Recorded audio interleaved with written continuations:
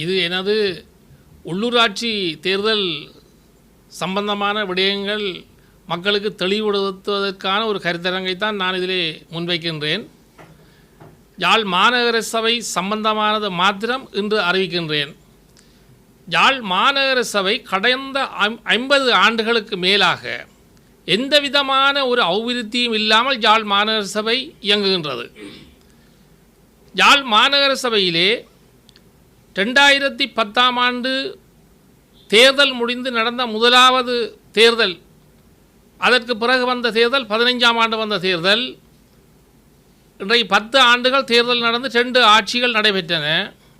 2 ஆட்சிகளிலுமே பாரிய பல கோடி ரூபா மோசடியான ஊழல்கள் நடைபெற்றிருக்கின்றன.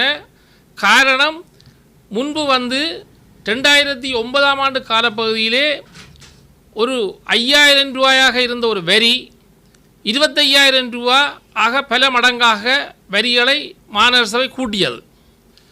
அந்த மாநகர சபைக்கு மாத வருமானம் பல கோடி ரூபா வந்தும் யாழ்ப்பாண மாநகர சபையில் எந்த விதமான ஒரு வித்தியாசமோ எந்த விதமான ஒரு அபிவிருத்தியோ இன்று வரைக்கும் நடைபெறவில்லை. அதற்கு காரணம், அந்த பணம் எங்கே போகின்றது என்பதை தேடி கண்டுபிடிக்க வேண்டிய ஒரு சூழ்நிலை. இது மக்களுடைய பணம், மக்களுடைய பணத்தை யார் சூறையாடுகிறார்கள் என்பதை கண்டுபிடிக்க வேண்டிய கட்டாய தேவை இருக்கின்றது. ஆனபடியால் நாங்கள் இந்த முறை மாநகர சபை தேர்தல் வந்திருக்கின்றது. இதில் 27 வட்டாரங்கள் இருக்கின்றன. 27 வட்டாரங்களுக்கும் 27 பிரதிநிதிகள் தெரிவு செய்யப்பட வேண்டும். இந்த 27 பிரதிநிதிகளையும் தேசிய மக்கள் சக்திக்கு வாக்களிக்க வேண்டும் என்பதுதான் என்னுடைய கோரிக்கை. காரணம் என்னென்று கேட்டால், ஊழலற்ற கிளீன் ஸ்ரீலங்கா திட்டத்துக்குள்ளே வர்றது, அடுத்தது ஒரு யாழ்ப்பாண யூனிவர்சிட்டியில் இருக்கிற ஒரு சிரேஷ்ட விரிவுரையாளரைத்தான் அந்த கட்சி யாழ் மாநகர முதல்வராக தெரிவு செய்திருக்கின்றது போட்டிக்கு. இதன் அடிப்படையிலே யாழ் மாநகர சபையை நாங்கள் இந்த முறை தேசிய மக்கள் சக்தியிடம் கையளிக்க வேண்டும். காரணம், மத்தியிலே கூட்டாட்சி இருக்கின்றது. ஆனபடியால் அந்த மத்தியிலே ஜனாதிபதியினுடைய தலைமையிலே இந்த கட்சி இயங்குகின்றது. இந்த கட்சிக்கு பாராளுமன்றத்திலே 189 பாராளுமன்ற உறுப்பினர்கள் இருக்கின்றார்கள். அறுதி பெரும்பான்மையாக 180 தான் தேவை ஒரு சட்டத்தை மாற்றுவதற்கு. 159 பேர் இருக்கின்றார்கள், மேலதிகமாக 9 பேர் இருக்கின்றார்கள். ஆனபடியால் ஜனாதிபதி எங்களுடைய தமிழ் மக்களுடைய பிரச்சனையை இந்த முறை தீர்ப்பதற்கு அவர் நடவடிக்கை எடுக்க வேண்டும்.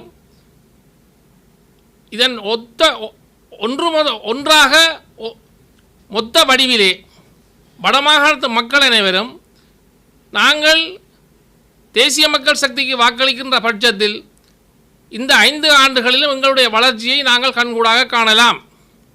இதை மக்கள் புரிந்து கொள்ள வேண்டும்.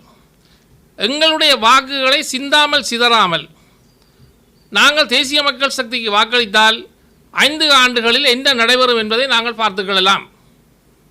இது ஒவ்வொருத்தரும் தங்களுடைய பகுத்தறிவின் மூலமாக இந்த வாக்குகளை அவர்களுக்கு அளித்து இந்த தேசிய மக்கள் சக்தியை வெற்றி கொள்ள செய்து முழு பிரதிநிதித்தை அவர்களிடம் கொடுக்கும் பட்சத்தில் இதனுடைய முழு பலனை யாழ் மக்கள், யாழ் மாநகர சபை, யாழ் மாவட்ட மக்கள், வடமாகாண மக்கள் அனுபவிப்பார்கள். அதில் எந்த விதமாயும் நாங்கள் எள்ளளவும் சந்தேகம் கொள்ள வேண்டிய அவசியமில்லை. அடுத்ததாக, தமிழ் கட்சிகள் படும் பாடை நீங்கள் இந்த வானொலிகள், இந்த யூடியூப்பில் எல்லாம் நீங்கள் பார்த்துருப்பீர்கள். தமிழ் கட்சிகள் ஒவ்வொருத்தர் எப்படி போட்டு அடிக்கின்றார்கள் என்பதை உங்களுக்கு விளங்கும். அப்போ இவர்கள் இன்றைக்கு இப்படி அடிக்கின்றார்கள் என்று சொன்னால் 2009ஆம் ஆண்டு யுத்தத்தில் இவர்கள் எப்படி நடந்திருப்பார்கள் என்பதை நீங்கள் புரிந்து கொள்ள வேண்டும். 2009ஆம் ஆண்டு இறுதி யுத்தத்தில் இந்த 22 பாராளுமன்ற உறுப்பினர்களும் எப்படி நடந்திருப்பார்கள். இன்றைக்கு வீலுக்குள்ள இவ்வளோ பிக்சல் விடுங்கள், ஒவ்வொரு நாளும் யூடியூப்பை பார்த்தீங்கன்னா தெரியும். மாறி மாறி ஒவ்வொருத்தரை பற்றி சொல்கிற கதைகளை. ஆனால் இப்படி இன்றைக்கு இந்த 15 ஆண்டுகள் 16 ஆண்டுகளுக்கு பிறகு தான் இந்த கதை வருது. 16 ஆண்டுகளுக்கு பிறகுதான் அவைகளின் உண்மை தோற்றங்கள் வருது. முந்தி எல்லாரும் ஒன்றா இருந்து செய்யகளை ஒன்றும் வழியில் வர இல்லை. இப்போ எல்லாற்ற கதையும் ஒவ்வொருத்தர் சொல்லி முழு கதையும் வழியில் வருது. அப்போ இப்படி வெளியில் வர்றதால தமிழ் மக்களுக்கு இன்னும் பாரிய இவேண்ட முழு முகமும் தெரியுது. இளம் சமுதாயத்திட்ட நாங்கள் வடமாகாணத்தை கொடுக்கணும். ஏற்கனவே ஆண்டு அனுபவித்த அரசியல்வாதிகளை ஒரு காலம் நம்பாதீங்க. ஆண்டு அனுபவித்த அரசியல்வாதிகள் உங்களுக்கு தெரியும், யார் யார் ஆண்டு அனுபவித்தவையாண்டு, உங்களுக்கு என்ன செய்தவையான்னு தெரியும். எல்லா பாராளுமன்ற உறுப்பினரையும் உங்களுக்கு தெரியும். இந்த ஆண்டு அனுபவித்த அரசியல்வாதிகள் திருப்பியும் தோற்றத்துக்கு பிறகு வந்து நிற்கணும். ஏதோ ஒரு விதத்தில் உள்ளுக்கு பூரலாம் உண்டு. உள்ளுக்கு பூர்றதுக்கு ஒரு ஓட்டையும் விட்டுறாதீங்க. எந்த ஓட்டையை விட்டு பிரயோசனம் இல்லை. உங்களுக்கு வந்து பூர்றதால அவைகளுக்கு ஒரு சீட்டை கொடுத்தோ, பாதி சீட்டை கொடுத்தோ, 5 சீட்டை கொடுத்தோ எந்த பிரயோசனம் நடக்க போகிறதே இல்லை. அந்த சீட்டை வச்சு அவை ஒன்றும் செய்ய போகிறதும் இல்லை. இவ்வளோ காலம் செய்யாத அந்த சீட்டை வச்சு எதுவும் செய்ய இயலாது. ஆனபடியால் நீங்கள் அந்த தமிழ் கட்சி என்று பார்க்காதீங்க. எல்லா கட்சியையும் ஒதுக்கி விடுங்க. எப்படி கூட்டி தள்ளுனீங்களோ, வீடுகளில் நாங்கள் விடிய காலம் வர வீடெல்லாம் கூட்டி சுத்தம் செய்து கூட்டுறதானே, அது மாதிரி இந்த முறை 50% கூட்டி தள்ளிட்டீங்க குப்பையை. இன்னொரு 50% இருக்குது. மொத்தம் வந்து யாழ்ப்பாணத்தில் 6 ஆசனம் 3 ஆசனம் கொடுத்தாச்சு. வன்னி மாவட்டத்தில் 6 ஆசனம், அதில் 3 ஆசனம் கொடுத்தாச்சு என்பிபிக்கு. அப்போ மொத்தமாக வட மாநிலத்தில் 6 ஆசனம் என்பிபிட்டே இருக்குது. ஒன்று போனஸ் சீட்டில் அமைச்சர் சந்திரசேகரன் தோழர் அவர்கள் இருக்கிறார். அப்போ மொத்தம் 7 ஆசனம் வட மாநிலத்தில் இருக்குது. மிச்சம் 6 ஆசனம் தான் இப்போ பிச்சு ஒவ்வொருத்தர் வச்சிருக்கணும். ஊசி அது இதுன்னு சொல்லி எல்லாம் ஒவ்வொரு ஆசனத்தை வச்சு கொண்டு நிற்கணும். இந்த ஆசனங்கள் ஒன்றிலும் வேலை இல்லை, எதுவுமே நடக்காது. என்னென்னு கேட்டால் 159 ஆசனத்தோட ஜனாதிபதி அவர்கள் அன்ரோகுமார் திசாநாயக்கர் தலைமையில் நாடு இயங்குது. இப்போ கிட்டடியில் நீங்கள் பார்த்துருப்பீங்க, ஒவ்வொருத்தரையும் சொல்லலாம் டிசம்பரோட முடியுது, 8ஆம் மாதம் முடியுது. ஏன் டிசம்பருக்கு 8ஆம் மாதத்துக்கு முடிகிற ஒரு ஆட்சியை இன்றைக்கே கவுக்கலாம் தானே? வேல் ஜனாதிபதியை கவுக்கணுமெண்டா சக்தி இருந்தால் இன்றைக்கே நீங்கள் கவுக்கலாம். அப்போ அது தேர்தலுக்காக சொல்கிற கதை. இந்த கதையில் ஒன்றே மக்கள் நீங்கள் நம்பி பிரயோசனம் இல்லை என்று கேட்டால், இந்த ஆட்சி அந்த காலம் வரைக்கும் எள்ளளவும் கடுகளவும் சிதறாமல் அந்த 5 வருஷம் அப்படியே இருக்கும். அந்த 5 வருஷத்தில் நாங்கள் பலனை அனுபவிக்கணும்னு சொன்னால், நாங்கள் எங்களுடைய மாநகர சபையை முற்று முழுதாக 27 சீட்டை நாங்கள் என்பிபிக்கு கொடுக்கணும். அது ஊழலற்ற மிக தெளிவான கட்சி. ஊழல்ன்ற கதைக்கே இடமில்லை. இப்போ கிட்டடியில் வந்து ஒவ்வொருத்தரும் அவைக்கு பேச தெரியாது, பாராளுமன்ற உறுப்பினர்களுக்கு கதைக்க தெரியுதில்லை, வடிவாக கதைக்கினவில்லை. அவைகள் கதை கதைச்சாலும் பரவாயில்லை. அவைகள் இந்த விதமான வேறு ஒரு பிரச்சனையும் இல்லையே. நீங்கள் கூட கதைச்சி தானே எங்களை கொண்டே கவுட்டு கொட்டிட்டீங்க. 1.5 லட்சம் மக்களையும் முடிச்சு எங்களையும் ஏமாற்றி இந்த 3 எம்பிமாருக்கு ஏமாற்ற தெரியாது. அவைகளுக்கு ஏமாற்ற தெரியாது, என்பிபிக்கு ஏமாற்ற தெரியாது, களவெடுக்க தெரியாது, பொய் சொல்ல தெரியாது, இல்லாததை இருக்குன்னு சொல்ல தெரியாது. ஆனபடியா இப்படியான இந்த வம்பு தும்பு வேலைகள் எல்லாத்தையும் கலைக்கிற கட்சிகளுக்கு நீங்கள் போட்டு பிரயோசனம் இல்லை. 2000 ஆண்டில் இருந்து நீங்கள் பார்த்துருப்பீங்க இந்தந்த ஆட்களுக்கு நாங்கள் வாக்கு போட்டுறாங்கன்று. இன்று வரைக்கும் எங்களுக்கு பிரயோசனம் இருந்ததா?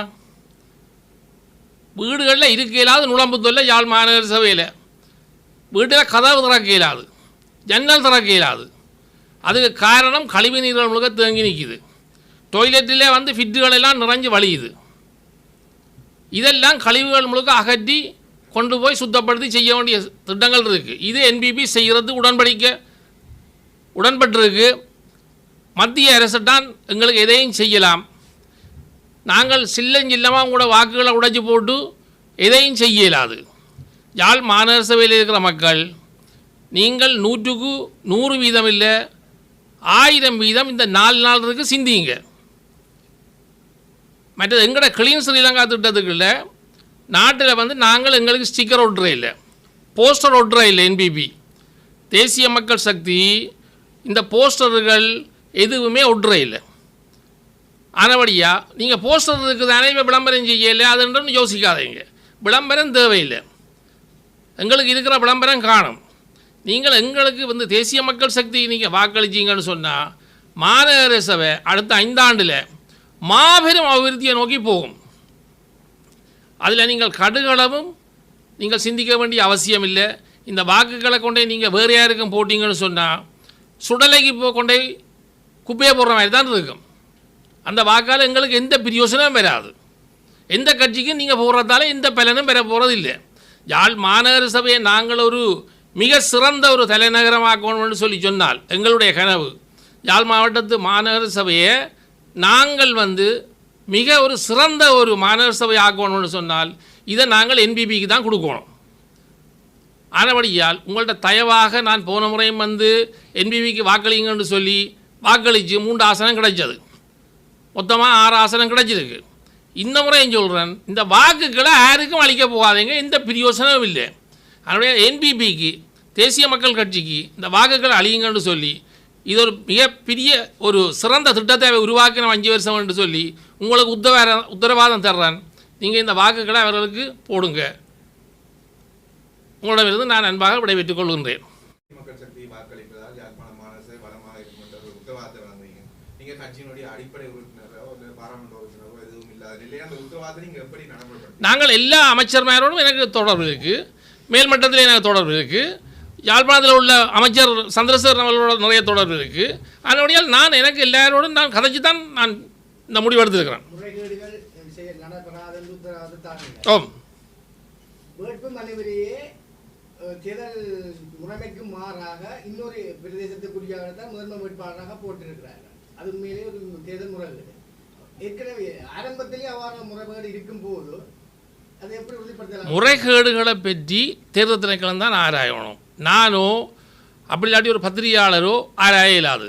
முறைகேடுன்றதை கண்டுபிடிக்கிறது தேர்தல் திணைக்களத்தின் வேலை. அது எந்த வேலையோ உங்களோட வேலையோ இல்லை, அதை அவையவே அந்தந்த வேலையை செய்வினோம். அதுபடியால் நாங்கள் சொல்கிறோம், நிச்சயமாக இந்த கட்சி வெல்லும், இந்த கட்சிக்கு வாக்களிங்க. நாங்கள் இந்த இதில் வர பெனிஃபிட், அதாவது இதில் லாபம் இந்த மக்களுக்கு தான் வரும். யாழ்ப்பாண மாநகர சபை வெறும் மோசமான ஒரு மாநகர சபையாக இருக்குது. கழிவு வாய்க்கால்கள், கழிவு எல்லா விதமான கழிவு குப்பைகள் கூட 10 நாளைக்கு ஒருக்கா தான் எடுக்கணும். ஆனால் வருமானம் கோடிக்கணக்கில் வருகிறது. ஆனபடியால் நாங்கள் 2 ஆட்சியை கண்டனாங்கள் யுத்தம் முடிஞ்சது பிறகு. அந்த ஆட்சியில் கூட இது ஒன்றும் நடக்கலை. ஒரு புது கட்டிடங்களோ எந்த விதமான இதுவும் அபிவிருத்தியும் நடக்கலை. அதனுடையால் மாநகர சபையில் உள்ள நாங்கள் மாநகர சபையில் இருக்கிறோம். பகலில் கதவுகளே திறக்கல, அவ்வளவு நுழம்பு. ஆனபடியா இன்றைக்கு ஆஸ்பத்திரியை போய் பார்த்தீங்கன்னா மக்கள் நிறைஞ்சு வழியினோம். காரணம் என்னென்றால் அவ்வளோ நோய். அப்போ அதுக்கு காரணம் என்ன? அடிப்படை சுத்தம் இல்லை. அப்போ நாங்கள் மாநகர சபை மிக முக்கியமான ஒரு இடம், சுத்தமாக இருக்க வேணும். அந்த சுத்தத்தை உண்டு பண்ணக்கூடிய ஒரு புதுமையான ஒரு ஆக்களுக்கு நாங்கள் வாக்களிக்கிறதால நாங்கள் மாற்றத்தை காணுவோம். நாங்கள் எதையுமே இழக்க இல்லை, நாங்கள் மாற்றத்தை காணுவோம், அவையை நம்புவோம். நாங்கள் மாற்றம் எங்களுக்கு 5 வருஷத்தில் கிடைக்காட்டி நாங்கள் திருப்பி ஒரு முடிவெடுப்போம். இதுதான் என்ற கொள்கை. நிச்சயமாக மாற்றம் வரும். நாடாளுமன்ற தேர்தலுக்கு முன்பு நீங்கள் ஒரு பத்திரிகை போல என்பிபிக்கு ஆதரவை கொடுக்குமாறு அவர் கோரிக்கையை விடுத்திருந்தீர்கள். இப்பொழுது நாடாளுமன்ற தேர்தல் நிறைவடைந்து ஒரு 6 மாத காலம் கடந்திருக்கிறது. என்பிபி அரசாங்கத்தினுடைய ஆட்சி திருப்தியானதாக இருக்கிறதா? கொடுக்கப்பட்ட வாக்குறுதிகள் எல்லாம் சரிவர நிறைவேற்றப்படுகிறதா? 100க்கு 100% நிறைவேற்றப்படுகிறது. எந்த விதமான ஊழலும் இல்லை. என்பிபி அரசாங்கம் இன்றைக்கு எத்தனையோ ஆயிரக்கணக்கான கோடி ரூபாயை மிச்சம் படுத்துது. காரணம் என்னென்று கேட்டால், அன்றைக்கு நீங்கள் எஸ்எம்எஸில் பார்த்துருப்பீங்க, 998 மில்லியன் டயலாக்கு போக வேண்டிய பேமெண்ட்டை நிப்பாட்டியது. காரணம் என்னென்று கேட்டால், ஒரு ரிப்போர்ட்டர் கேட்ட இடத்துல விஷயம் ஹாப்பி நியூ இயர்னு போட சொல்ல ஏன் போட இல்லையென்று கேட்டதுக்கு இல்லை அப்படி 2250 லிட்டர் பெட்ரோல் டீசல் வர்றது மாதம் ஒரு அமைச்சருக்கு அலோகேஷன். இன்றைக்கு 750 லிட்டருக்கு தான் அலோகேட் பண்ணியிருக்கு. வாகனங்கள் இல்லை, போலீஸ் பாதுகாப்பு இல்லை, ஆர்மி பாதுகாப்பு இல்லை, எத்தனையோ ஆயிரக்கணக்கான கோடி இன்றைக்கு மீதம் படுத்துக்கணும். என்னென்னு கேட்டால் ஊழலுக்கு எதிரான ஒரு அரசாங்கம் சொல்லிக்கொண்டு ஆட்சிக்கு வந்தது என்பிபி. கட்டாயம் அவர்களுடைய சபாநாயகர்களுடைய கல்வி தகவமை தொடக்கம் இப்போ நீங்கள் சொன்ன மாதிரியான இதுகளெல்லாம் முறைகேடுகளாக அறிவிக்கப்பட்டு அதற்கு குரல் திருப்பி அவர்கள் மன்னிப்பு கேட்டிருக்கிறார்கள். இதெல்லாம் இல்லைன்னு சொல்லி சபாநாயகருடைய கல்வி தகவமையை அவர்கள் இன்னும் உறுதிப்படுத்தவில்லை. இதெல்லாம் எதிர்கட்சிகள் குற்றச்சாட்டாக முன்வைக்கிறார்கள். இதற்கு என்ன பொருள்? எல்லா இடமுமே எதிர்கட்சிகள் குற்றம் சொல்கிறது. இப்போ எதிர்கட்சி என்ன சொல்லுது? டிசம்பரோட இந்த கதை முடிஞ்சதுன்னு சொல்லுது. உங்களுக்கு தெரியும் ராஜித சேனரட்னா என்ன சொல்லியிருக்கிறாரு. ராஜித சேனரட்னா ஏற்கனவே எத்தனையோ தரம் தடம் பிறண்டு எத்தனையோ கட்சிக்கு மாறின ஒரு ஆள். அவர் உண்மையாக அவர் ஐக்கிய தேசிய கட்சியில் இருந்து திருப்பி மைந்தையை காத்தடிச்சோன்னா மஹிந்த ராஜபக்சேயோட போயிருந்து ஆண்டு அனுபவித்து போட்டு இப்போ திருப்பி போய் பிராணிலோடு நிற்கிறார்.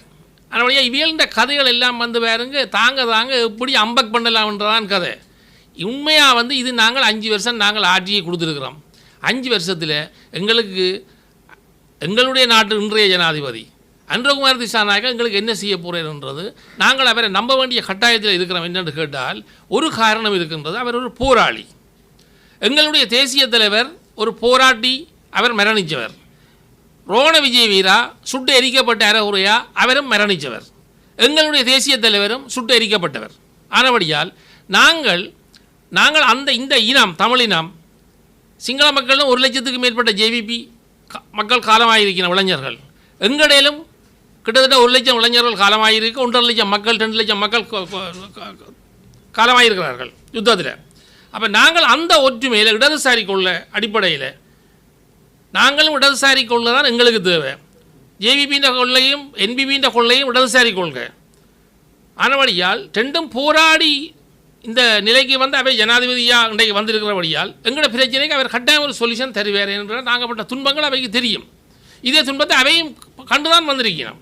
எங்களை தெரிவு செய்தால் தையட்டி விகாரைக்கு எதிரான தையட்டி விகாரை தொடர்பாக ஒரு தீர்வை தருகிறோம் என நாடாளுமன்ற உறுப்பினர்கள் வேட்பாளர்கள் நாடாளுமன்ற தேர்தலுக்கு முதல் போய் காணி உரிமையாளர்களும் சொல்லியிருக்காங்க.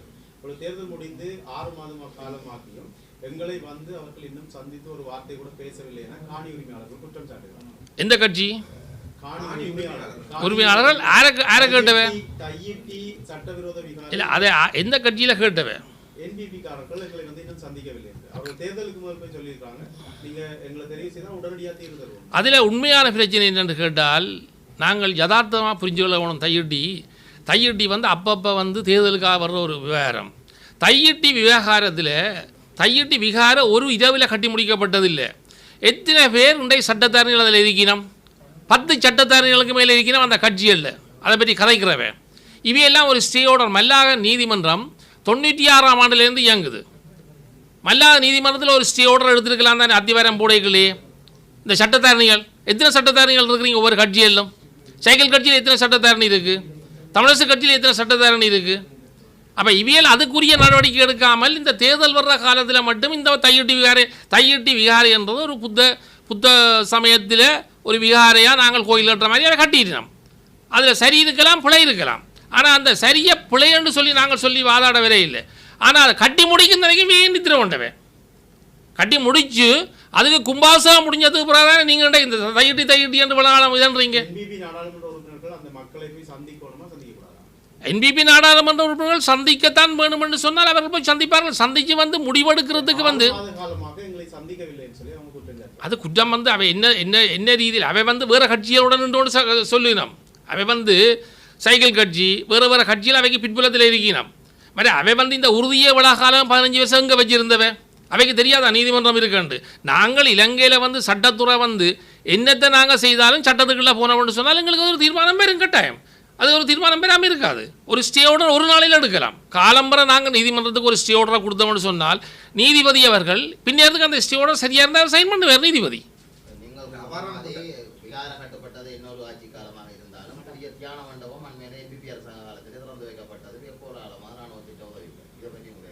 அதுவும் வந்து இப்போ அந்த அந்த அந்த வீடு அந்த காணிக்கு உரிமையாளர் ஆக்கள் நிற்கிற கட்சிக்காரன் செய்ய வேண்டிய வேலை. அந்த காணி உரிமையாளர் இது வந்து நீங்க தையிட்டி விகாரைக்கு தீர்வு தருவோம்னு சொல்லி சொன்னவங்க. ஆனா இன்னும் 6 மாச காலமா போய் சந்திக்கல. நீங்க பரிந்துரைப்பீங்களா அவங்களுக்கு போய் சந்திங்கன்னு சொல்லி? நான் மேலிடத்தில் நான் இங்கே கதைக்கணும் இல்லை. நான் மேலிடத்தில் கொழும்புலையும் கதைக்கலாம், பிரச்சனை இல்லை. அது கதைக்கலாம். ஆனால் உண்டு நாங்கள் இடிக்கிறன்றது ஒரு காலம் நடக்காத கதை. பகல் கனவு காணக்கூடாது விகார இடிபடும் என்று சொல்லி நாங்கள் ஒரு காலம் நாங்கள் சொல்ல தயாரில்லை. சட்டவிரோதமாக கட்டப்பட்டது தெரிஞ்சும் அதன் பின்னரான காலப்பகுதியில் அண்மையில் 3-4 மாதத்துக்கு உட்பட்ட காலப்பகுதியில் அங்கு மடம் கட்டப்பட்டது. அது சட்டவிரோதமாக தெரிஞ்சும் நீங்கள் என்ன சட்டவிரோதம்? இப்போ நாங்கள் வந்து பாருங்க மாநகர சபையில் ஒரு மதிலுக்கு ஒரு அத்திவாரம் போட்டோடனே மாநகர சபை வந்துடுது தாருங்க. அப்போ இன்றைக்கு இல்லை அந்த கதையை விடுங்க. இப்போ அரசியல்வாதிக்கும் கட்டடத்துக்கும் எந்த சம்பந்தமும் இல்லை. அந்தந்த பிரதேச சபைகளுக்கு தான் கட்டடத்துக்கு பவர். பிரதேச சபையில் பெர்மிஷன் எடுக்கணும். அப்போ பிரதேச சபை என்ன செய்தது? இந்த இந்த இந்த நீங்கள் சொல்கிறீங்க சட்டவிரோதமாக கட்டுறதுண்டு. அப்போ பிரதேச சபைகளும் இந்த இந்த இதுகளை அனுமதியை கொடுக்குற நிறுவனங்களும் கைலஞ்சம் வேண்டிக் கொண்டு அசையுது. அவை சொல்லணுமே முதல்ல எங்களுக்கு பதில். காணி உரிமையாளர்கள் குற்றச்சாட்டு முன்வைக்கணும். இது வந்து உயர் பாதுகாப்பு வலயமாக இருக்க கட்டப்பட வேண்டும். அடுத்ததாக நீதிமன்ற தடை உத்தரவு பெறுவதில் ஒரு சிக்கல் இருக்கு. குருந்தூர் மலையில் இருக்கக்கூடிய விகாரம் வந்து நீதிமன்ற தடை உத்தரவு மீறி தான் கட்டப்பட்டது. இதுல எப்படி அந்த உத்தரவு வருகிறது? குருந்தூர் மலை சம்பந்தமானது குருந்தூர் மட்டும் அது திருவண்ணாமலை மாவட்டத்துக்கு உரியது, முல்லைத்தீவு மாவட்டத்துக்கு உரியது. இது வந்து மல்லாக நீதிமன்றத்துக்கெல்லாம் இந்த இது வரும். மல்லாக நீதிமன்றத்தில் ஏதாவது நீங்கள் இதுவரைக்கும் இன்று வரைக்கும் இந்த காணிக்காரர் ஒரு வழக்கு தாக்கல் செய்திருக்கணுமா? ஏன் செய்யல? ஏன் ஒழிச்சு கொண்டு திரிகிறீங்க? ஏன் அரசியல்வாதிக்கு பின்னுக்கு திரிகிறீங்க? என்ன தேவை இருக்குது? நீங்கள் என்பிபி அரசியல்வாதிக்கு பின்னுக்கு தெரிய தேவையில்லை, நீங்கள் சைக்கிள் கட்சிக்கு பின்னுக்கும் தெரிய தேவையில்லை, வீட்டு சின்னத்துக்கு பின்னுக்கும் தெரிய தேவையில்லை, மானுக்கு பின்னுக்கும் தெரிய தேவையில்லை, சைக்கிளுக்கு பின்னுக்கும் தெரிய தேவையில்லை, ஊசிக்கு பின்னுக்கும் தெரிய தேவையில்லை. நீங்கள் சட்ட நடவடிக்கை எடுக்கிறதுக்கு உங்களுக்கு என்ன? யாழ்ப்பாணத்தில் 5000 பேர் இருக்கணுமே சட்டத்தரணிகள். ஏன் எடுக்காமல் இருக்கிறீங்க? ஏன் ஒழிக்கிறீங்க? என்ன தேவை ஒழிக்கிறதுக்கு? ஒழிக்க தெரிய வேண்டிய அவசியம் இல்லையே. இது உங்களோட சொந்த காணின்னு சொன்னாலே ஏன் ஒழிக்கிறீங்க?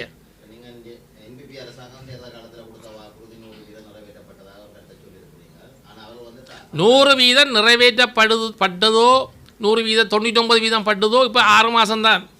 நீங்கள் வடிவா வழங்கணும். 5 வருஷ கால ஆட்சி 2010ஆம் ஆண்டுலேருந்து யாழ்ப்பாணத்தில் என்ன நடந்திருக்குன்றது நீங்கள் பத்திரிகையாளர் அவ்வளோ பேருக்கும் தெரியும். ஆனபடியால் நாங்கள் இப்போ 5 மாதத்தில் 6 மாதத்தில் அவைகளுக்கு வந்து இப்போ பொருளாதார நெருக்கடி எல்லாம் இருந்து இப்போ தான் அவர்கள் எல்லா அலுவலும் பார்த்துக்கொண்டிருக்கிறோம். இப்போ அந்த IMF பிரச்சனை அதெல்லாம் சோர்ட் அவுட் பண்ணி வருது. எவ்வளவோ நெருக்கடிக்கெல்லாம் எங்களுடைய கௌரவ ஜனாதிபதி அவர்கள் இந்த பாராளுமன்றத்தை பாரமெடுத்திருக்கிறார். ஜனாதிபதி பதவியை அவர் 2 பதவியும் அவர் எடுத்தது வந்து இலங்கை வந்து பாதாளத்துக்கு இருக்கிற நேரத்தில் அவர் எடுத்திருக்கிறார். இதை மக்கள் உணரணும். அப்படி இருந்தும் இன்றைக்கு தண்ணி போதில் கூட 550 ரூபா விற்ற தண்ணி போதில் 350 ரூபா ஆக்கியிருக்கிறோம்.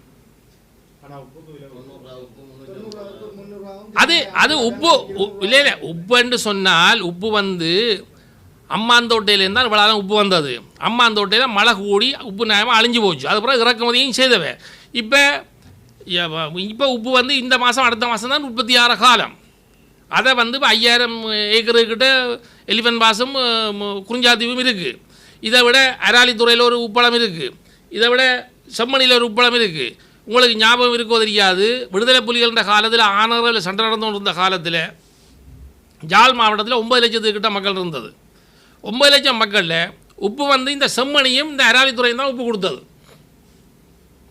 நாங்கள் ஒரு காலம் உப்பு இம்போர்ட் பண்ண இல்லை. உப்பு கொழும்புலேருந்து ஏற்ற வேணாம்னு சொல்லி உப்பு கொழும்புலேருந்து ஏற்றுனதும் கிடையாது அந்த காலத்தில். இங்கே தாராளமாக உப்பு இருந்தது. அப்போ மக்களும் விளைவிச்சு கொடுத்தவை.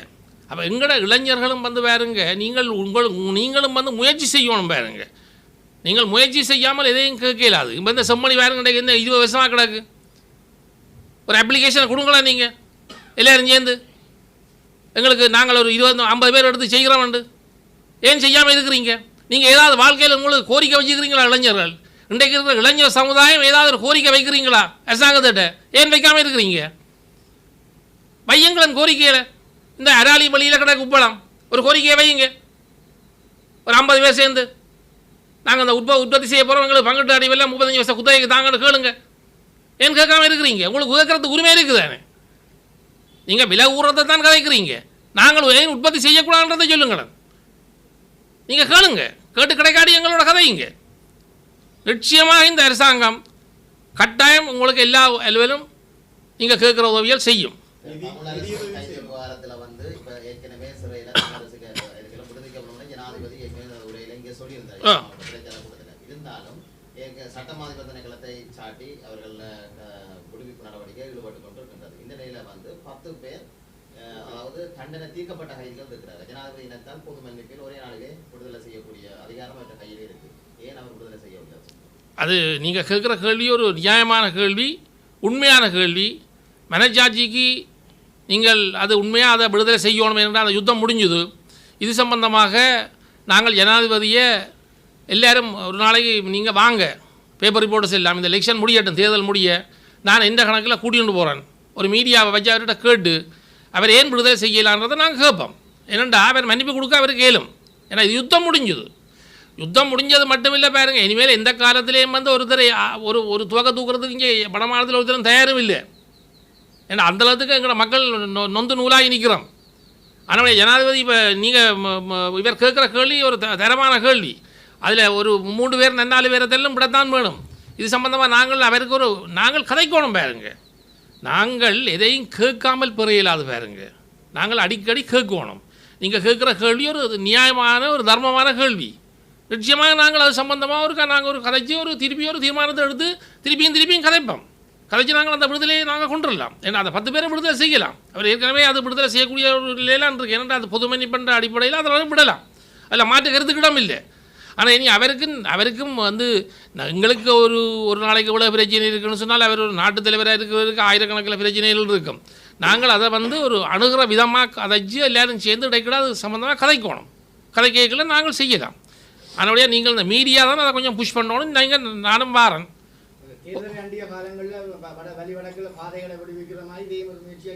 செய்யலாம். நாங்கள் அது சம்பந்தமாக நான் இன்றைக்கு இல்லை அது கதைக்கக்கூடிய ஒரு மாதிரி இதங்களுக்கு செய்யக்கூடிய ஒரு அலுவல், செய்யலாத அலுவல் என்று இல்லை. மாதிரி அவர் சொல்லியிருக்கிறார் தான் சகல காணிகளையும் விடுவன்னு சொல்லியிருக்கிறார். சகல காணிகளையும் தான் விடுவன். தனக்கு ஒரு காணியும் இங்கே மக்கள்கிட்ட காணிகள் சுத்தமான காணிகள் யாவுமே முற்றாக விடுவிக்கப்படும் என்று சொல்லியிருக்கிறார். அதை விட்டு கொண்டிருக்கணும். மிச்சத்தையும் நாங்கள் விடுதலைக்கு நாங்கள் கேட்கலாம்.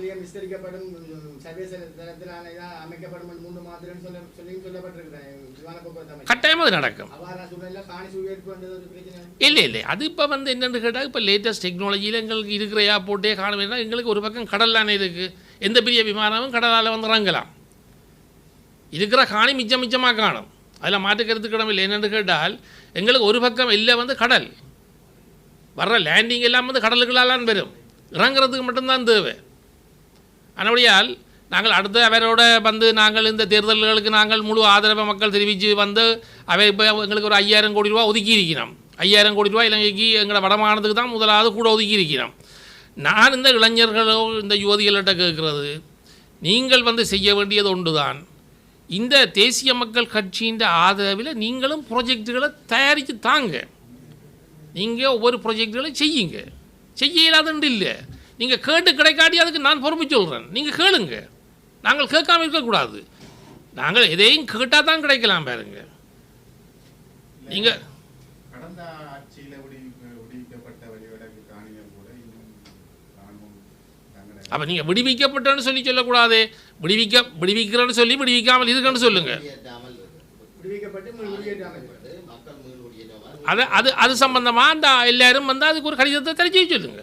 அந்த மீள்குடியேற்ற விடாமல் இன்னும் தடை செய்து கொண்டிருக்கிற காணிகள்ன்ற விவரங்கள் எழுதி அதுக்கு ஒரு லிஸ்ட்டை போட்டு எல்லாத்தையும் கையெழுத்த வச்சு ஜனாதிபதிக்கும் அமைச்சர் சந்திரசேகரன் அவர்களுக்கும் தந்தீங்கன்னு சொன்னால் அதை நாங்கள் பேரப்படுத்தி கொழும்புக்கு அனுப்பி அதுக்குரிய நடவடிக்கை உடனே எடுக்கலாம். இல்லை அது இராணுவம் வச்சிருந்தால் பாருங்க, நாங்கள் கொஞ்சம் முயற்சி செய்தால் தானே நடக்கும். நாங்கள் இராணுவம் வச்சிருக்கேன்னு சொன்னால் நாங்கள் அதை எடுத்து காட்டணுமல்லோ. நாங்கள் ஒவ்வொரு விஷயத்தையும் எடுத்து காட்டினா தானே வேறு நடக்கும். நாங்கள் அதை விடுவிச்சிட்டு பண்ணிட்டு நாங்கள் அதை வச்சு கொண்டு இருக்கலாது. அப்போ நாங்கள் அது சம்மந்தமாக உடனே நீங்கள் எங்களுக்கு அந்த கடிதங்களை ஒரு எடுத்து நாங்கள் அதை கொடுத்து நாங்கள் பேரமெடுப்போம். காணாமல் ஆக்கப்பட்ட ஆக்கள்ன்ற உறவுகள் எல்லாரும் ஒருக்கா ஜனாதிபதியை சந்திக்கணும். அப்படி அதுக்கு ஒரு கூட்டத்தை நாங்கள் ஆர்கனைஸ் பண்ணி அரசாங்க அதிபர் மூலமாக நாங்கள் திருப்பி அது சம்பந்தமான எல்லாரையும் ஒரு அழைச்சி அது சம்பந்தமான ஒரு அறிக்கை எடுத்து தேர்தல் முடிய காணாமல் ஆக்கப்பட்ட எல்லாரையும் நாங்கள் மீடியாக்கள் மூலமாக ஒரு நாளைக்கு ஒரு மீட்டிங்கை அரசாங்க அதிபர் தலைமையில் அமைச்சர் தலைமையில் முதல் கூப்பிட்டு விசாரணையை செய்வோம். என்ன நடந்தது இது நடந்ததுண்டு. அதுக்கு பிறகு ஜனாதிபதிகிட்ட கதைப்போம். இதுக்கு என்ன முடிவு சொல்கிறீங்க, இழப்பீடு தெரியலாதா இல்லை ஆக்கள் இருக்கணுமா இல்லையா, என்ன முடிவுன்றதை நாங்கள் கேட்கலாம். ஏன்னா இது ஒரு புதிய அரசாங்கம் தானே, எங்களுக்கு கேட்குறதுக்கு அதுக்கு ரைட்ஸ் இருக்குது மக்களுக்கு. நடுவில் இதை அப்படியே வச்சு கொண்டு இருக்கலாது. தேசிய மக்கள் சக்தி சார்பான பல்வேறு நீங்கள் வணங்கிறீங்க. உங்களை போன்ற பலர் அரசாங்கத்தின் வெளியிலே இருந்து அழுத்தங்களை வைக்கிறார்களா, இல்லாட்டி அரசாங்கத்தினுடைய தீர்மானங்களை முக்கிய பங்கு வைக்கிறார்கள்?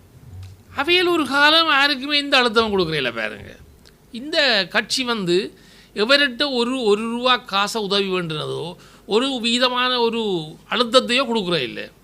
அவைகள் கிளீன் ஸ்ரீலங்கா திட்டத்துக்குள்ள ஒரு நோட்டீஸ் கூட விட்டவனால தான் சொல்லியிருக்கணும். எங்கேயாவது பாருங்க, யாழ்ப்பாண குடாநாட்டுகளில் என்பிபி இந்த கட்சியின் ஒரு நோட்டீஸ் இருந்தால் அது ஒட்டி ஒரு ஸ்டிக்கர் எங்கே ஜனாதிபதியின் வருகையை முன்னிட்டு கிட்டத்தட்ட நடைபெற்ற கூட்டத்திற்கான பதாகைகள் சுவரொட்டிகள் ஒட்டப்பட்டிருக்கு. அது ஜனாதிபதி வரையில் அது அதுக்குரிய ஆதரவாளர் யாரும் ஒட்டி இருப்பினதே அவை கட்சி ஒரு காலம் விட்டாது. அதை விளங்கிக்கலுங்க. கட்சி ஒரு காலம் நீங்கள் எங்கேயாவது நாங்கள் ஒரு ஃபோட்டோ எடுத்தாங்க கட்சி ஒட்டுதண்டு கட்சியினுடைய சின்னத்தையும் ஜனாதிபதி அதே அது அது அது அது வந்து ஆறாத ஆதரவாளர்கள் ஒரு கோஷியா சேர்ந்து கொண்டே ஒட்டி இருக்கலாம். அதை நானும் கண்டேன். ஆனால் அதுக்கும் வந்து ஜனாதிபதி செயலகத்துக்கோ அல்லது அமைச்சரவைக்கோ அல்லது பாராளுமன்ற உறுப்பினருக்கோ இந்த சம்பந்தம் இல்லைன்னா அது கிளீன் ஸ்ரீலங்காக்கில் வர்ற திட்டம். இந்த முறை பாருங்க, இந்த சிவர் எல்லாம் எல்லாரும் ஒருத்தர் போஸ்டர் ஒட்டி இருக்கணும். எங்கேயாவது ஒரு என்பிபி ஒட்டி இருக்காண்டு பாருங்க.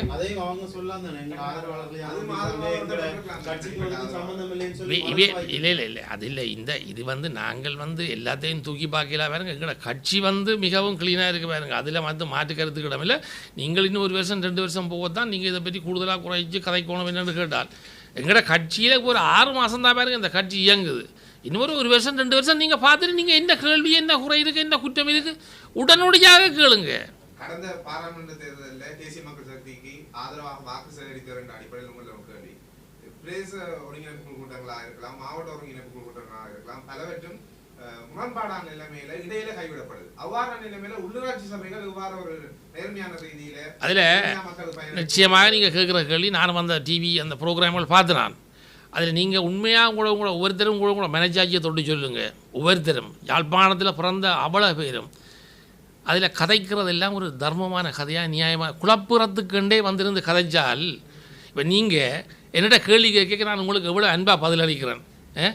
ஊசி வந்து சும்மா எல்லாத்துக்கும் ஊசியை போட்டு வந்தால் எல்லோரும் பொறுப்பான எல்லாத்துக்கும் ஊசி தொட்ட எல்லாத்துக்கும் ஊசி. அப்போ அது அந்த அமைச்சர் பொறுமையானவர், இந்த பாராளுமன்ற உறுப்பினர் 3 பேரும் பொறுமையான வேண்டபடியாக கேட்டுருக்கணும். இப்போ எங்கே தவணை இதை கேட்டிருந்தால் சில வேளை அதெல்லாம் வேறு விதத்தில் முடிஞ்சிடும். நீங்களே அந்த இதெல்லாம் கேட்ட நீங்கள் தானே, உங்களோட மனச்சாட்சி சொல்லுங்கள். இந்த ஊசி போட்டு ஆட்டுற ஆட்டத்தை பார்த்த நீங்கள் தானே, ஊசி என்ன ஆட்டம் ஆட்டுதாண்டு, இதெல்லாம் மனுஷத்தன்மையா, ஒரு பண்பா, ஒரு பழக்க வழக்கமா? மேலே இந்த பாராளுமன்றம் இன்றைக்கு 75 வருஷமாக இருக்கிற பாராளுமன்றமே, 75 வருஷமாக இருக்கிற பாராளுமன்றத்தில் இப்படி ஒருத்தர் வந்து இவ்வளோ கேவலமான நிலையில் வந்திருக்கா இல்லையே?